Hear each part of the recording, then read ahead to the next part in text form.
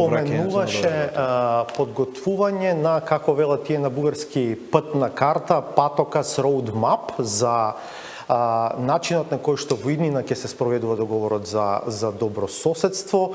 Велеа, патната карта може да биде opening benchmark за првиот кластер, за fundamentals, понатаму да се воспостави инструмент за следење на спроведувањето на патната карта или на патоказот, па тој да биде и меѓу бенчмарк во фазата на преговарање на тој кластер. Дали се тоа варијанти кои што се на маса?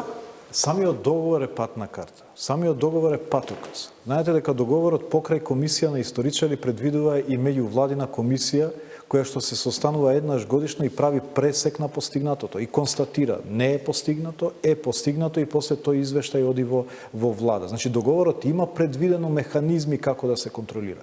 Меѓутоа, ако констатираме дека нема доверба, дека испорачува договорот, можеме да дадеме додатни механизми за следење на процесот, без да се преюдицира исходот на тие дебати, на тие разговори, на тие кои што може да се на патокази и во форма на патоказ. При тоа сметаме дека не би требало тоа да биде дел од преговарачката рамка, затоа што навистина ќе го помести процесот непотребно, кога таа предвидливост може да се создаде и преку договорот и преку дополнително објаснување на чекорите од договорот. Кој би се договорил за тој патоказ? Мислам, како би функционирало тоа? Билатерално ќе се договорат? Или билатерално, или во рамки на европскиот процес, меѓутоа сметам дека постои простор да се создаде поголема предвидливост во продолжување на комуникацијата за надминување на разликите без при тоа да се преюдицира исход. Прифатливо е тоа за Бугарија?